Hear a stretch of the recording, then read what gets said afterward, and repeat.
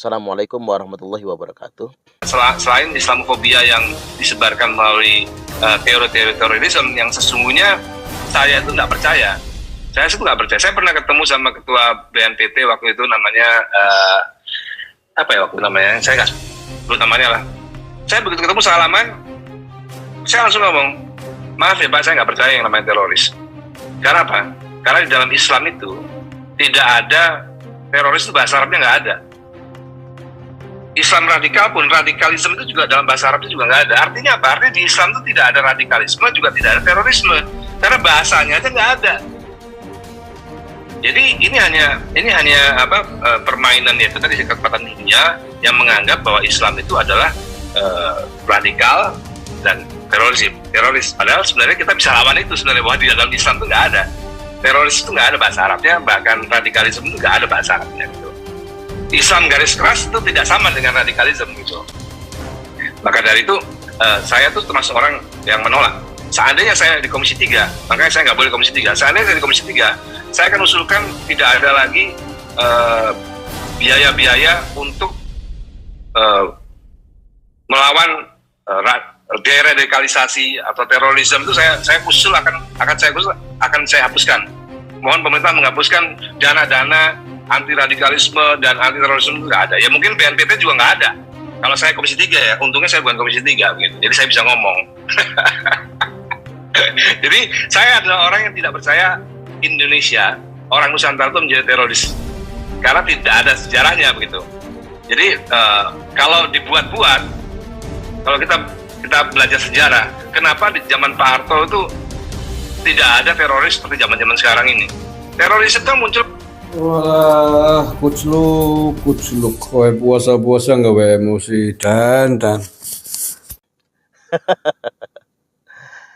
Ahmad Dhani ini masuk dalam istilah yang sering kita sebut dengan ruwaibidah. Apa itu ruwaibidah? Orang bodoh tapi berbicara perkara publik. Dia tidak mengerti persoalan tapi dia membicarakan persoalan tersebut. Ini kan sungguh aneh sebetulnya. Apa kapasitas Ahmad Dhani untuk bicara tentang radikalisme terorisme? Kalau dia tidak percaya tentang radikalisme terorisme, dia tidak percaya akan apanya. Yang pertama, kalau dia tidak percaya dengan faktanya, maka datanglah dia ke Densus 88, minta penjelasan. Atau setidak-tidaknya datanglah dia ke BNPT untuk meminta paparan. Belajar dulu, sekolah dulu. Jangan kemudian menyimpulkan. Kalau Anda tidak punya kapasitas, jangan berbicara yang bukan pengetahuan Anda. Kalau Anda tidak punya kapasitas di situ, jangan membicarakannya. Nanti terkesan lucu. Selain lucu, yang menjengkelkan. Anda ini kan wakil rakyat sebetulnya. Kok bisa orang seperti ini kemudian jadi wakil rakyat? Kalau kapasitas Anda di musik, ya sudah bicaralah tentang musik. Terhadap sesuatu yang Anda belum tahu, pelajari terlebih dahulu. Kemudian yang berikutnya, ini lucu pernyataan Ahmad Dhani. Tidak ada istilah radikalisme di dalam Islam. Tidak ada istilah terorisme di dalam Islam. Ini kan argumentasi anak SD. Radikalisme dan terorisme kan bahasa serapan dari bahasa Inggris, bukan bahasa Arab. Sama dong berarti misalnya, nggak ada Dewa 19 dalam terminologi Islam. Itu kan argumentasi anak SD sebetulnya. Nah, hari ini coba ingin kita tegaskan bahwasanya mudah-mudahan Mas Dhani banyak belajar terkait dengan konteks ini. Di dalam Islam, terminologi terorisme itu disebut dengan istilah khawarij. Nah, ini mesti banyak belajar nih. Fakta bahwasanya khawarij itu memang ada, disampaikan dalam banyak sekali hadis-hadis sahih. Sebagaimana yang kita ketahui, Khawarij pertama di dalam Islam itu adalah Dzul Khuwaisirah. Karakteristik Khawarij atau teroris itu yang pertama adalah mereka menolak loyalitas terhadap negara dan melakukan perlawanan terhadap pemerintah yang sah. Dalam Islam disebut dengan istilah Khawarij. Dalam terminologi modern disebut dengan istilah teroris. Nah, kembali kepada Dzul Khuwaisirah, yakni teroris pertama dalam Islam. Orang ini mengkritik Nabi Sallallahu Alaihi Wasallam. Ketika Nabi membagikan ghanimah harta rampasan perang, kemudian dia mengkritiknya. Karena sifat teroris, sifat khawarij itu selalu mendelegitimasi pemerintah yang sah. Dia membangun narasi negatif terhadap pemerintah yang sah. Tujuannya adalah melepaskan loyalitas terhadap negara dan pemerintah yang sah. Ketika dia mengkritik Nabi terkait dengan pembagian harta rampasan perang, dalam tanda kutip dia menuduh Nabi tidak adil. Nah, itulah sifat teroris, sifat khawarij, selalu membangun narasi ketidakadilan. Maka lantas kemudian Nabi menjawab, celaka kamu. Saya adalah orang yang paling bertakwa. Kalau saya tidak adil, kata Nabi, siapa lagi yang akan berbuat adil? Maka Dzulkhuwaisirah balik badan, langsung berpaling dari Nabi. Sahabat kesalnya bukan main. Umar bin Khattab radhiyallahu an, Khalid bin Walid radhiyallahu an, kesal bukan main. Ketemu orang ngeyel sok tahu kayak Dzulkhuwaisirah ini. Maka mereka minta izin kepada Nabi untuk memenggal Dzulkhuwaisirah. Lantas kemudian Nabi mengatakan, jangan, kata Nabi. Kalau kalian memenggalnya sekarang, maka orang akan menuduh Muhammad membunuh sahabatnya. Maka kata Umar, kalau orang ini dibiarkan, dia akan semakin ngelunjak. Memang kata Nabi, suatu hari nanti orang ini tidak satu. Orang ini akan banyak. Dia akan menjadi sekelompok orang yang melawan terhadap negara dan menolak loyalitas kepada pemerintah yang sah. Maka kemudian Nabi bersabda, sayakhruju qaumun fi akhiriz zaman, akan keluar, niscaya keluar sekelompok orang pada akhir zaman, ya termasuk zaman sekarang ini, al-ahdathul asnan, usia mereka muda-muda, sufahaul ahlam, otak mereka rusak, mereka sejatinya bodoh dalam urusan agama tapi sok tahu. Otak mereka rusak, otak mereka telah tercuci. Yaquluna min khairi qaulil bariyah. Mereka seolah-olah selalu kalau ngomong berdasarkan hadis, berdasarkan Al-Quran. La yujawizu imanahum hanajirahum. Padahal iman mereka itu tidak pernah melintasi kerongkongan mereka. Yamrukuna minad dini kama yamruku sahmu minar romiyah. Mereka akan keluar dari agama ini sebagaimana keluarnya anak panah dari busurnya menuju hewan buruannya. Inilah orang-orang yang akan merasa paling beriman, sehingganya dia gampang mengkafirkan orang lain. Inilah orang-orang yang akan merusak kesepakatan. La yafuna bi'ahdin wala mithaq. Dia melanggar perjanjian dan merusak kesepakatan. Maksudnya apa? Merusak kesepakatan bernegara dan berbangsa. Indonesia merupakan negara kesepakatan. Maka kesepakatan ini yang mereka tolak. Dan mereka punya ciri khas menolak loyalitas kepada pemerintah yang sah. Maka mereka diancam oleh Nabi sallallahu alaihi wasallam, man kharaja minat ta'ah wa faraqal jamaah famata mata mitatan jahiliyah. Barang siapa yang keluar dari loyalitas kepada pemerintah yang sah dan dia memisahkan diri dari negara, famata, maka dia mati mata mitatan jahiliyah, maka matinya mati jahiliyah. Ini ancaman kepada kelompok khawarij, kelompok teroris. Karena mereka itu secara zahir tampaknya Islam sekali, tapi pada prakteknya mereka telah melakukan kejahatan yang besar, yakni melawan negara dan melawan pemerintah yang sah. Ketika Mas Dhani mengatakan tidak ada teroris dalam Islam, jawabannya Islam tidak pernah mengajarkan terorisme, tapi Islam memerintahkan kepada kita semua memerangi terorisme. Kalau Mas Dhani menolaknya, boleh jadi dalam tanda kutip ada dugaan Mas Dhani seolah-olah membela kelompok teror. Ingat, Islam tidak pernah mengajarkan terorisme, tapi Islam memerintahkan kita semua memerangi terorisme. Karena saya ini masih dalam perjalanan, belum bisa menjelaskan cukup panjang, masih safari dakwah di Sumatera Selatan. Kita akan kutipkan konten berikut ini, bisa Anda simak penjelasannya bahwasanya Islam adalah agama yang memerangi terorisme dan terorisme musuh kita bersama. Silahkan disimak. Terorisme musuh kita bersama, terorisme musuh agama apapun, terorisme musuh Allah, terorisme musuh Nabi, terorisme musuh Islam. sayakhruju qaumun min ummati, akan keluar sekelompok orang dari umat. Nah, sayakhruju, huruf sin di depan ini Bapak Ibu itu namanya sin ditanfis.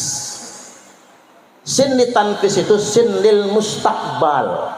Makanya huruf sin ini hanya ngikut kepada fi'il mudhari', menegaskan sesuatu yang pasti terjadi. Niscaya pasti akan keluar sekelompok orang di tengah-tengah umat. Nabi menceritakan sekelompok teroris, Pak. Jadi teroris itu sudah disinyalir, niscaya pasti akan ada sekelompok teroris nanti di tengah-tengah umat.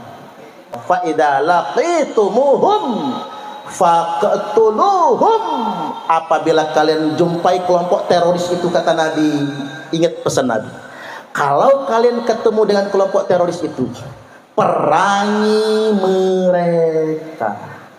Fa inna fi qatlihim ajran liman qatalahum yaumal qiyamah, karena sesungguhnya memerangi teroris itu pahalanya gede banget bagi yang memeranginya pada hari kiamat nanti.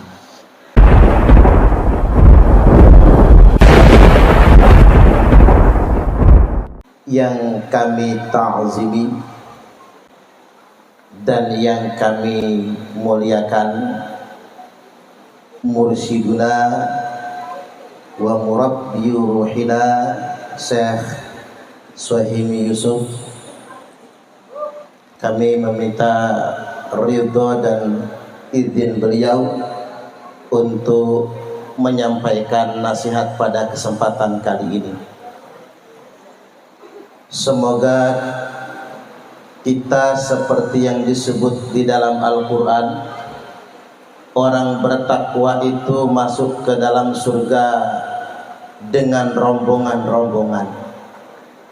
Dan semoga rombongan Al-Hanif nanti kita dipimpin oleh mursyid kita Syekh Suhaimi Yusuf untuk masuk ke dalam surga. Allahumma amin amin ya rabbal alamin.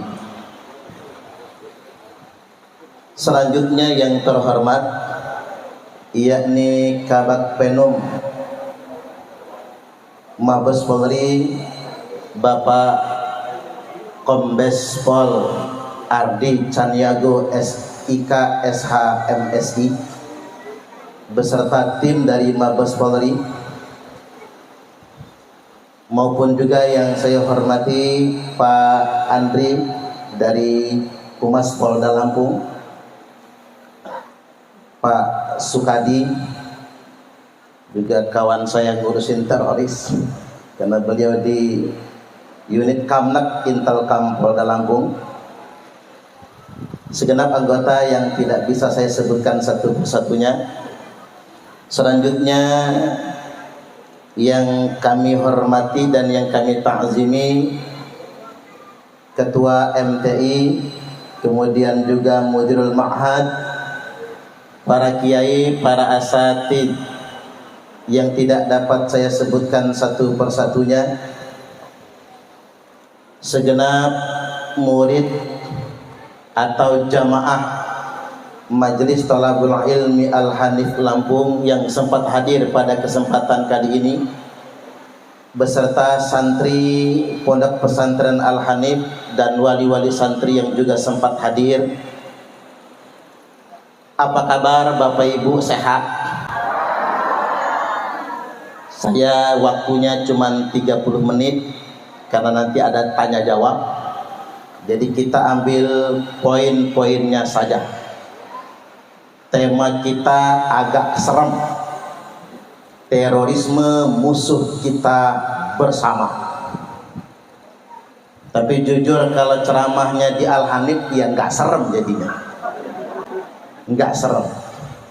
Justru begitu saya dapat WhatsApp ini di Al-Hanif, langsung pede saya.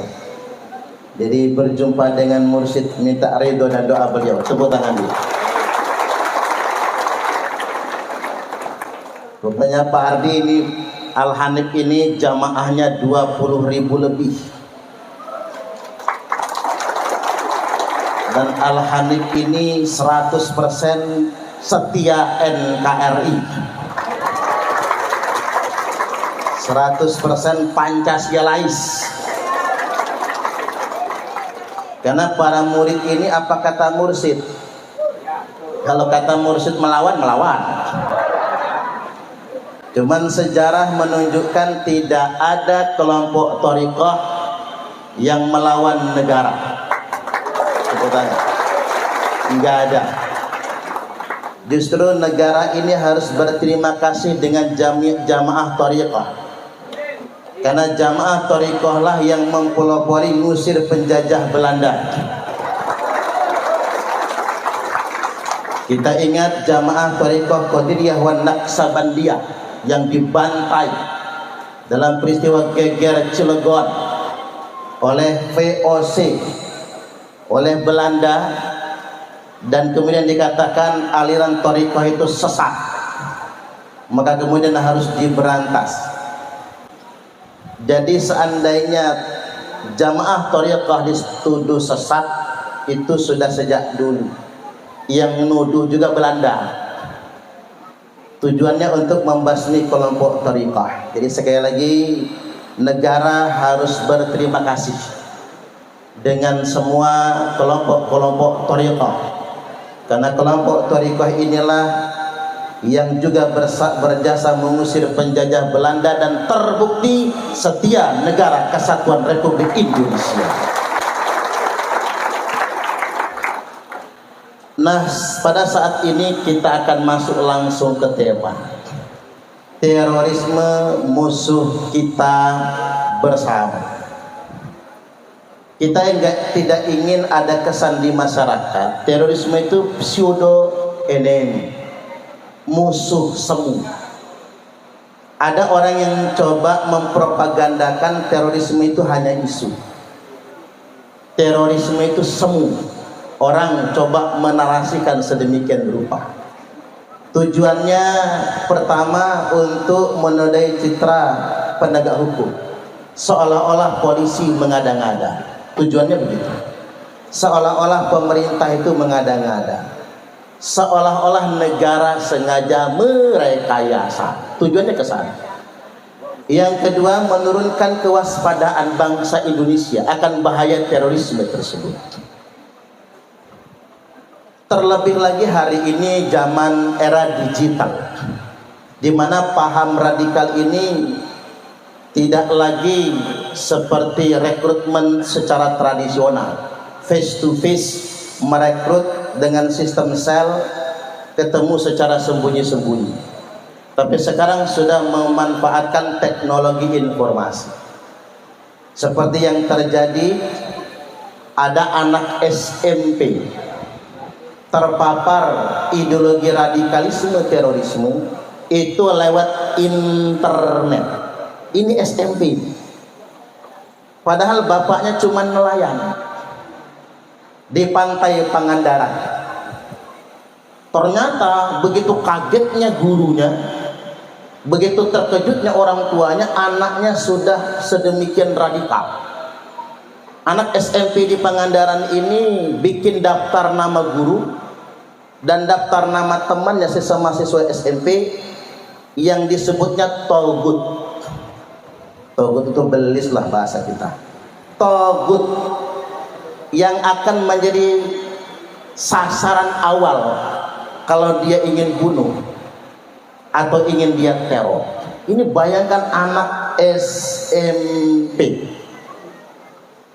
Akhirnya dibina oleh polisi, sering berkomunikasi. Suatu hari dia kirim surat kepada polisi, "Pak polisi, ayo kita ketemu di sana, duel 1 lawan 1." Mapas. Ini anak SMP loh Pak, berani ngajak duel polisi 1 lawan 1, karena dia anggap polisi itu adalah musuhnya. Ini anak SMP terpapar radikalisme terorisme melalui jaringan teknologi informasi, HP, ngakses internet dan lain sebagainya. Hati-hati. Yang terbaru 2024, mahasiswa Malang belajar bikin bom lewat internet. Baiatnya ke jaringan Jamaah Islamiyah lewat internet juga. Dia bikin bom, betapa mengejutkannya, bapaknya yang bawa bom, nggak tahu. Naik kereta api Gajayana, begitu ditangkap Densus 88, bapaknya nggak tahu kalau dalam ranselnya itu bom di sini.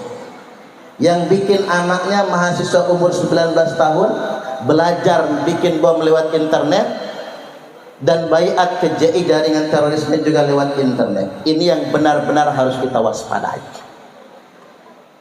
Sebetulnya memang ada kronologinya segala sesuatu. Contoh misalnya yang binaan Pak Kompol Sukadi itu, gak usah disebut namanya, gak enak ya, ex Napiter, diponis 10 tahun penjara. Sekarang sudah keluar beliau, jadi mitra kita, mitranya Pak Sukadi, mitra Polda, mitra Densus, mitra BNPT. Jadi saya tanya, Ustadz, kata saya, dulu bagaimana kronologi terpapar kelompok radikal? Mula-mula dia ini nonton video kekerasan Palestina. Ya, tapi makanya jangan sembarang nonton itu. Apalagi sekarang ini kan. Saya ingin dahului dulu Bapak Ibu begini. Indonesia adalah negara yang paling peduli dengan Palestina. Tepuk tangan dulu. Presiden Soekarno, Soeharto, Presiden B.J. Habibie, Presiden Abdurrahman Wahid, Presiden Megawati Soekarno Putri, Presiden SBY, Presiden Joko Widodo, Presiden Prabowo Subianto, semua komitmennya sama, mendukung kebebasan dan kemerdekaan Palestina. Indonesia mengutuk Israel. Indonesia negara yang tidak pernah mengakui negara Israel. Tidak ada kedutaan besar Israel di Indonesia. Turki yang seolah-olah bela Palestina, di Ankara ada kedutaan besar Israel di Turki, di Ankara. Tapi Indonesia tidak pernah mengakui Israel. Indonesia punya sekolah di Palestina gratis untuk pelajar Palestina. Indonesia mendirikan rumah sakit di Palestina, di jalur Gaza, gratis untuk masyarakat Gaza. Tepuk tangan dulu. Betapa sayang dan cintanya kita dengan Palestina. Tapi ingat, hati-hati, ada orang yang sengaja mempolitisir isu Palestina untuk kepentingan kelompoknya. Nah, contohnya kronologi yang bersangkutan jadi teroris. Nonton video kekerasan Palestina, Israel terhadap Palestina, muncul semacam heroisme. Saya harus bela ini Palestina, nggak bisa dibiarkan begini. Oleh mentornya ditanya, gimana tadi Pak? Habis nonton film, waduh, ini nggak bisa dibiarkan. Lalu ditawarkan, mau nggak Bapak jihad bareng kami? Wah, kalau sudah muncul heroisme Pak, ya mau dong, rela mati bela Palestina. Namun dia heran, begitu dia rekrut kepada sebuah kelompok, bukannya diajak bela Palestina, malah diajak gabung partai politik. Nggak usah disebut nama partainya, nggak enak. Gabung partai politik, ujung-ujungnya dia diajak menangkan salah satu caleg, calegnya menang, lupa sama rakyat. Dia mau ngutang aja nggak dikasih sama caleg jadinya, anggota dewan ini Pak. Ternyata hari ini saya cuma dimanipulasi. Niat bela Palestina tapi dimanfaatkan oleh partai politik. Hati-hati kalau sudah partai yang ngomong-ngomong Palestina, jangan-jangan kepentingan vote nih, suara nih. Hati-hati tuh Pak, dipolitisir sedemikian rupa. Kecewa dia. Karena kecewa, bergabunglah dia dengan kelompok jaringan JI. Nah ini baru nih, jihad benar nih, mau bela Palestina. Tapi nggak berangkat-berangkat. Karena nggak berangkat-berangkat, kesel juga dia. Ada yang cepat, bergabunglah dia ke JAD, Jamaah Ansarud Daulah. Pengen langsung eksekusi. Tapi untuk eksekusi butuh modal. Akhirnya rembuk mereka ngerampok BRI Bulukerto. Gading Rejo, Kabupaten Prengseu. Begitu ngerampok, Ecak jadi Robin Hood pokoknya. Ngerampok bank, karyawan bank nggak boleh bergerak kalau nggak mau ditembak. Saat itulah kemudian ketika dalam pelarian tertangkap oleh tim Densus 88. Artinya memang saat kemudian kita dieksploitasi, dimanipulasi dengan isu apapun, termasuk isu Palestina, jihad, bela Islam, sebenarnya mereka tidak benar-benar berjihad, tidak benar-benar bela Islam, tidak benar-benar bela Palestina, tapi mereka semua cuma dimanfaatkan dan dieksploitasi. Inilah yang disadari oleh Pak Solihin. Yang cerita ini Bapak Ibu bukan saya, yang cerita langsung ex napiter. Kapok betul dia yang kayak gitu tuh, kapok betul. Akhirnya dia menyadari tidak ada negara yang sangat sayang terhadap Palestina melebihi Indonesia. Tepuk tangan lagi.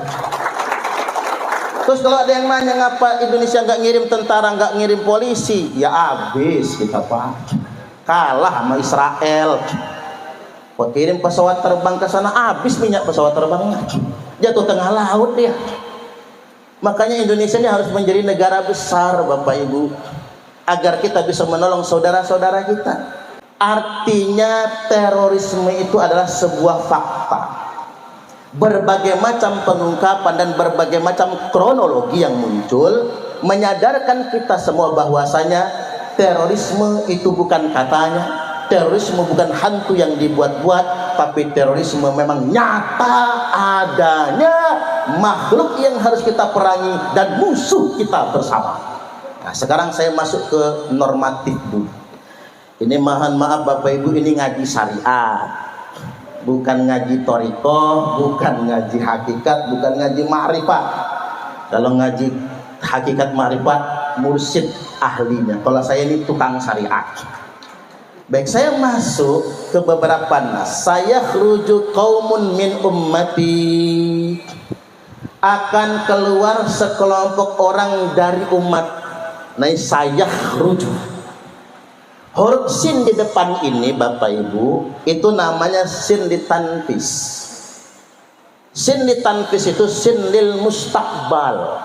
Makanya huruf sin ini hanya ngikut kepada fi'il mudhari', menegaskan sesuatu yang pasti terjadi. Kalau pakai sin ditanfis berarti dalam waktu dekat di dunia. Tapi kalau pakai saufa, kalla saufa ta'lam.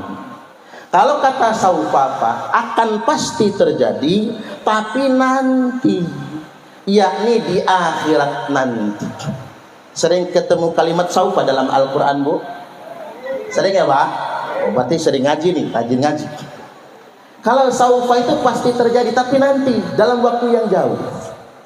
Makanya umumnya di akhirat. Tapi kalau sin ditanfis, ini pasti terjadi, tapi bukan di akhirat, masih di bumi inilah, di dunia ini.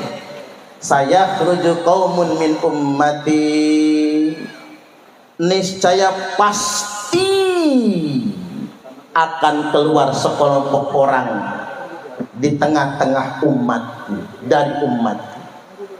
Nabi menceritakan sekelompok teroris Pak. Jadi teroris itu sudah disinyalir, bukan diramal Pak. Nabi bukan tukang ramal. Nabi sudah mensinyalir. Mengapa Nabi mensinyalir? Karena Nabi mendapat sinyalemen dari malaikat Jibril, kabar dari Allah. Niscaya pasti akan ada sekelompok teroris nanti di tengah-tengah umat. Ciri-ciri mereka ahdatul asnan, usia mereka masih muda-muda, masih gres. Makanya sahabat saya Ustadz Nasir Abbas itu dari remaja berangkat ke Afghanistan, dibina langsung oleh Ustadz Abdullah Sungkar dan Ustadz Abu Bakar Basir. Jadi ada trio Abdullah Sungkar, Abu Bakar Basir, Abdul Qadir Hasan Baraja. Halo? Pernah dengar nama Abdul Qadir Hasan Baraja? Ya harus dengar dong, orang dari Lampung loh. Yang markas besarnya di Pesawahan. Ini saya luruskan dulu. Kalau jamaah Al-Hanif baiatnya sama Abdul Qadir Hasan Baraja sesat. Tapi kalau jamaah Al-Hanif baiatnya sama mursyid kita, selamat dunia sampai akhirat.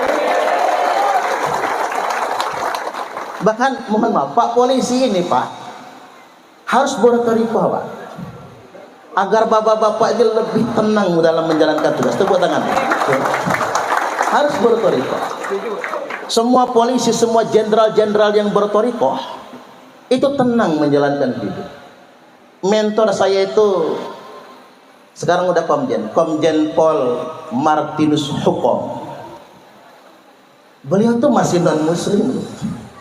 Tapi dengan tarian sufi itu bisa semalam suntuk nggak tidur itu. Saking senangnya dengan torikoh, saking senangnya sama sufi. Pak Martinus Hukom, bahkan pondok pesantren kita itu Pak Ardi sudah 2 kali didatangi beliau. Jenderal Martinus sama Jenderal Nur Wahid yang pernah datang. Makanya ada LSM Malak di pondok kita dikejar sama Densus, ketakutan dia. Kok Malak di pesantren gitu? LSM kok Malaknya di pesantren, kan salah yang kayak gitu. Jadi balik lagi bertoriko. Polisi-polisi kalau bertoriko enak menjalankan hidupnya. Insya Allah kalau bertoriko nggak akan pernah diperiksa propam gitu ya, nggak akan pernah terlibat judi online, nggak mungkin ya. Ingat itu oknum, kata Padi itu oknum. Jadi jangan sampai begini Bapak Ibu, kita over generalisir. Ada satu sedikit kesalahan polisi kemudian diviralkan. Tujuan orang memviralkannya apa? Untuk mendekonstruksi moral polisi. Akhirnya di mata masyarakat polisi itu jelek semua. Nah kalau polisinya nggak kita percaya, mau jadi apa negara kita? Jajal aja sehari aja Pak, sehari saja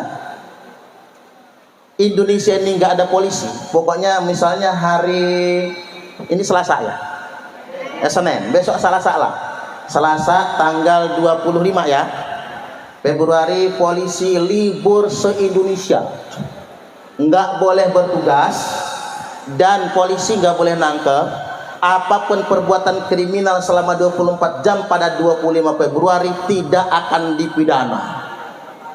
Kelar negara kita, hancur negara kita. Sehari saja nggak ada polisi, hancur ini negara. Makanya jangan pernah kita underestimate. Bahkan untuk khusus jamaah Al-Hanif nggak bisa seuzan sama polisi, nggak bisa. Uang mursyidnya polisi soalnya, nggak bisa. Hari ini Pak Ardi, fakta sudah menunjukkan kepada kita ternyata masih sangat banyak polisi yang bertakwa. Ya Pak ya? Sangat banyak polisi yang soleh. Balik lagi saya ingin lanjutkan al-ahdathul asnah. Jadi memang ciri mereka itu kelompok teror ini, kata Nabi, usia mereka masih muda-muda. Semangat mereka membara. Makanya yang paling dikhawatirkan itu remaja, SMA, mahasiswa, termasuk santri di pondok. Saya ditanya, Ustadz, apakah di pesantren itu mengajarkan terorisme? Ya enggak dong. Jumlah pesantren di Indonesia ini Bapak Ibu totalnya itu 26.000 lebih pondok pesantren. Data BNPT itu yang dikeluarkan hanya 198 yang terafiliasi jaringan teror. Berarti cuman 0,07%. Berarti 99,9% pesantren di Indonesia ini tetap setia NKRI. Walaupun hati-hati kalau masuk pesantrennya Al-Hanif ya benar.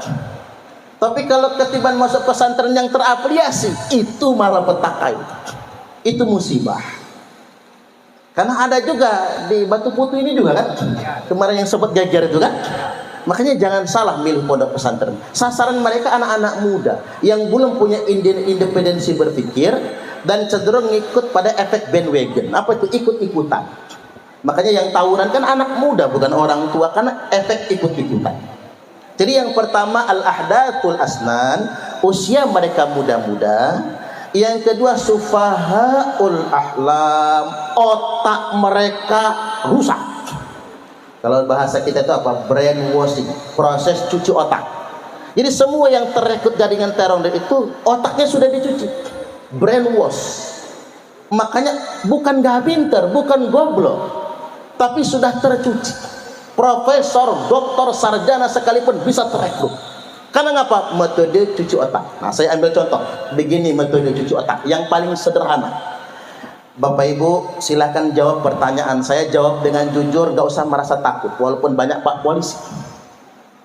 Kalau suruh milih bela Islam atau bela NKRI? Islam dong. Milih Al-Quran atau Pancasila? Al-Quran dong. Milih taat Allah atau taat pemerintah? Nggak nyampe semenit jadi terorisme nih Pak. Bener aja. Jadi jangan heran kalau profesor sekalipun bisa tercuci otak. Itu pertanyaannya. Ini kan pertanyaan jebakan sebetulnya. Begitulah cara nyuci otak. Oh, jangankan kita, polisi aja kecuci otaknya. Itu kawan saya Sufyan Sauri. Luar biasa itu polisi, Bapak Ibu. Masuk jaringan teror, ketangkepnya di mana? Di Aceh ya Pak, kena latihan perang di Aceh. Itu caranya. Sama kayak pertanyaan begini, ibu-ibu kalau disuruh ditanya, suruh milih taat Allah atau taat suami? Kalau ibu-ibu milih taat sama Allah, dicerai sama lakinya Bu. Tapi kalau dimilih taat sama suami, kafir sama Allah. Kan bingung kan? Kayak pertanyaan juga begini, milih berbakti kepada Allah atau berbakti sama orang tua? Kalau kita milihnya berbakti kepada Allah, durhaka dong sama orang tua. Tapi kalau kita milihnya berbakti kepada orang tua, kafir sama Allah. Karena itu pertanyaan jebakan. Itu nggak boleh dipilih. Jawaban yang benar begini, milih taat Allah atau taat orang tua? Jawaban yang benar, mentaati orang tua perintah Allah. Ridallah fi ridol walidain, ridhonya Allah tergantung ridho orang tua. Milih taat Allah atau taat suami? Mentaati suami perintah Allah. Istri yang taat suami cepat masuk surga. Istri yang ngelawan suami cepat masuk neraka. Makanya ibu-ibu kalau pengen cepat masuk neraka, ngelawanlah sama suami. Suami lagi tidur, sepak palanya, gratis masuk nerakanya. Ya iya dong. Kemudian milih taat Allah atau taat pemerintah? Kan Al-Quran sudah jawab, ati'ullaha wa ati'ur rasulah wa ulil amri minkum. Saya benar-benar ingat waktu acara Harlah Al-Hanif menghadirkan Gubernur Sahrudin ZP. Belum ada ini kan? Belum ada, masih pas di majelis sana. Mursyid kita, tapi saya nontonnya di TV. Itu di TV ya. Mursyid kita sambutan baca ayat itu. Ya ayyuhalladzina amanu atiiullaha wa atiiur rasulah wa ulil amri minkum. Ingat betul ayat yang beliau baca itu di depan Gubernur Sahrudin ZP. Wahai orang-orang yang beriman, taatlah Allah, taatlah kepada Rasulullah dan pemerintah. Ulil amri minkum. Ada kata minkum di sini Bapak Ibu. Maksudnya kalau mau ditaati jangan pemerintah Turki, jangan Erdogan. Tahu Erdogan nggak sih? Kelapa muda gitu. Jangan Erdogan, sekarang Prabowo Pak presiden kita itu. Jadi pemerintah kita, mentaati pemerintah itu adalah hierarki dari ketaatan kepada Allah dan Rasulnya. Mentaati pemerintah itu merupakan implementasi daripada ketaatan kepada Allah dan Rasul. Milih bela Islam atau bela NKRI? Ini jawabnya. Membela NKRI ini merupakan ajaran Islam. Coba jelas kalimatnya. La islama illa bi jamaah, wala jama'ata illa bi imarah, wala imarata illa bi ta'ah. terjaganya Islam ini hanya bisa dengan mewujudkan negara. Negara bukan sebagai tujuan tapi alat. Dan adanya negara ini karena adanya pemerintahan, wala jama'ata illa bi imarah, tidak ada negara kecuali dengan pemerintahan, wala imarata illa bil ta'ah, tidak ada pemerintahan kecuali untuk ditaati. Makanya membela Islam, saya ulangi, membela negara sama kedudukannya dengan membela Islam, atau simpelnya membela negara ini bagian dari perwujudan kita membela agama Islam. Makanya Kiai Hasyim Asy'ari, Kiai Abdul Wahab Hasbullah mengatakan hubbul watan minal iman. Cinta tanah air itu merupakan bagian dari komitmen keimanan kita. Milih Al-Quran atau Pancasila?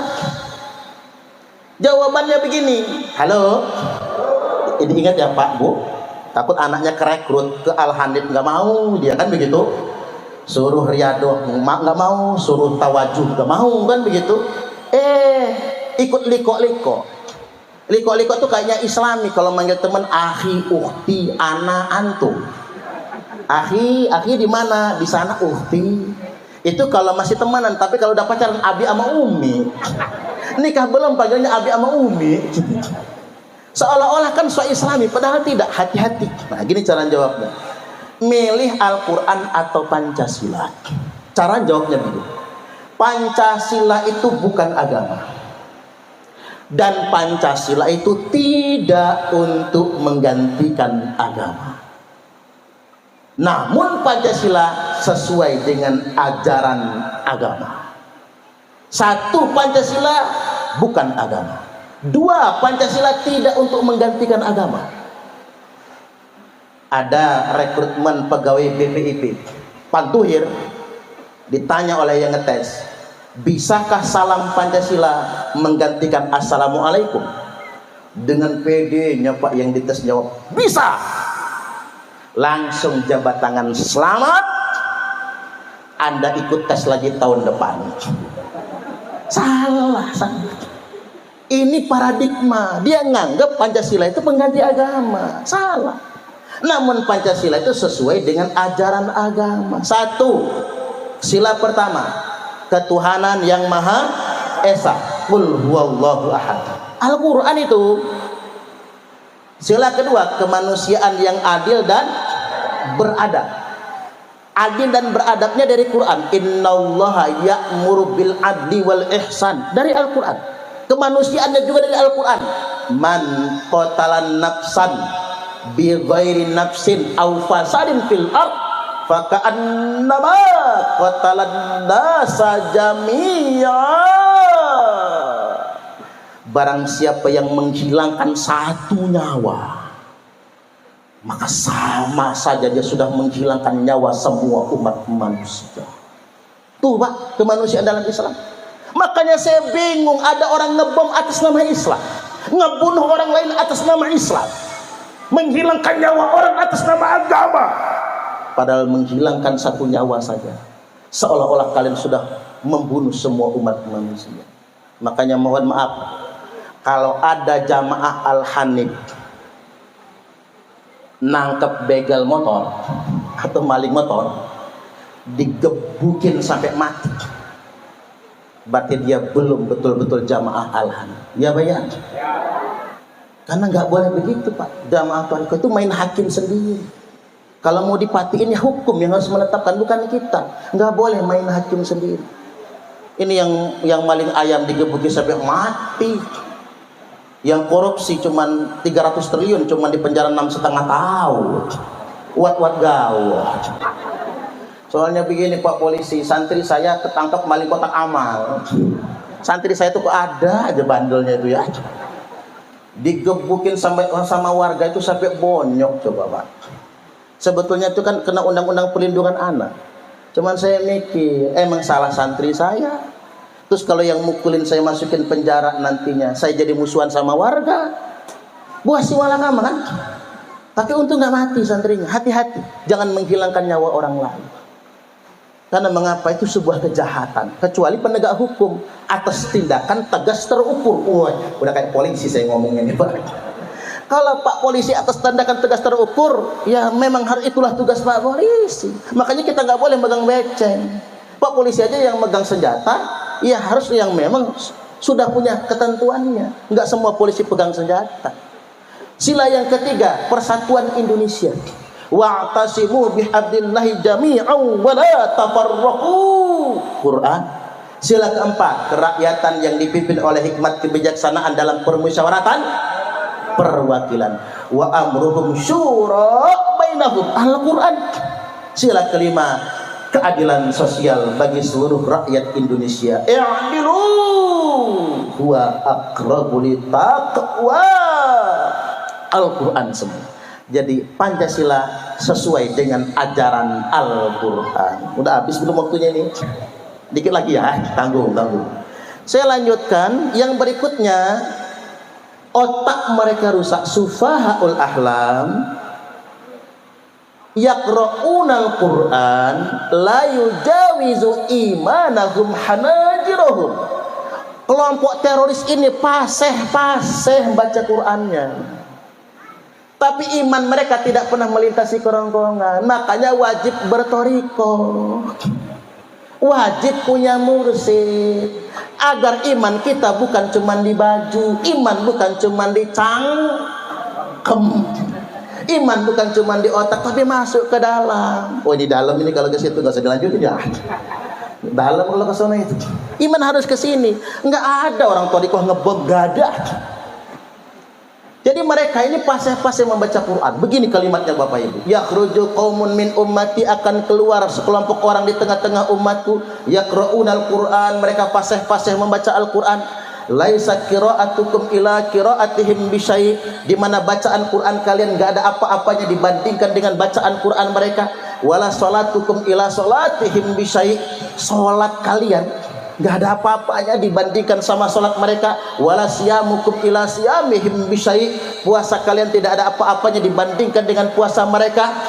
Yahkiru ahadukum amalahu min amalihim, salah seorang di antara kalian pasti minder kalau membandingkan zohir amalnya dengan amal mereka. Nggak ada apa-apanya Pak kita sama kelompok teroris. Mereka rajin tahajud, jidatnya sampai kapalan. Maaf kalau ada yang jidatnya hitam ya, saya nggak nuduh teroris, enggak. Karena yang jidatnya hitam itu ada 5 macam Bu. Satu, rajin sujud, sekali sujud 3 jam pun hitam. Yang kedua, waktu sujud diurek-urek. Bapak-bapak kalau biar kelihatan soleh banget, kalau sujud diurek-urek seminggu hitam Pak, seminggu di sini. Yang ketiga, kepentok tiang listrik jedut hitam juga campur benjol. Yang keempat, disurat pakai alat bekam hitam juga. Yang kelima, kepergok bini selagi chattingan sama selingkuhannya. Sama bini diketok pakai wajan itu hitamlah jidatnya itu.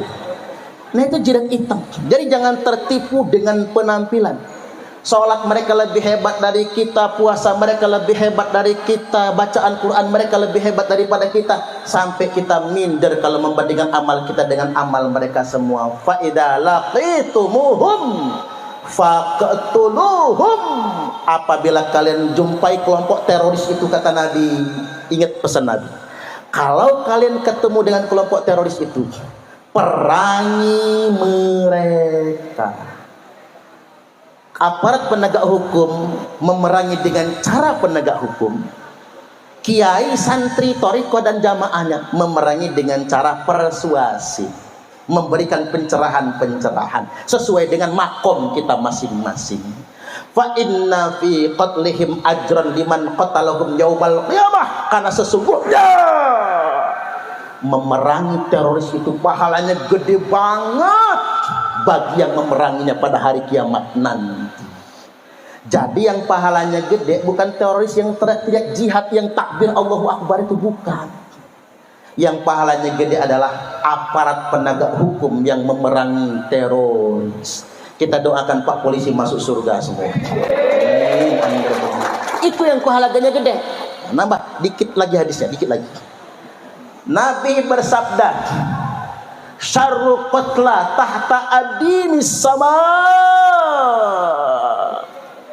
seburuk-buruknya kematian di bawah kolong langit ini, kata Nabi, mati dalam keadaan melawan negara, mati dalam keadaan melawan pemerintah yang sah, mati dalam keadaan melawan penegak hukum. Undang-undang kita tidak boleh melawan polisi yang sedang bertugas. Tapi ingat, agama mengajarkan, Pak, kita mati melawan penegak hukum, matinya kita tuh mati terburuk di bawah kolong langit. Maka seburuk-buruknya mati adalah mati sebagai teroris. Wa khairu qatla man qataluhu, dan sebaik-baiknya kematian adalah gugur perang melawan teroris. Jadi yang mati syahid itu bukan teroris, terorisnya mati sangit.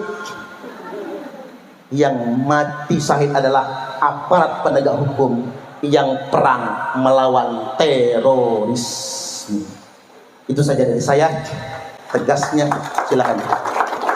Kesimpulannya, terorisme musuh kita bersama, terorisme musuh agama apapun, terorisme musuh Allah, terorisme musuh Nabi, terorisme musuh Islam.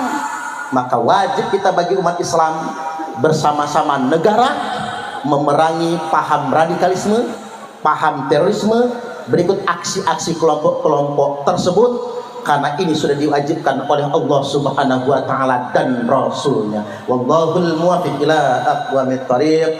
Wassalamualaikum warahmatullahi wabarakatuh.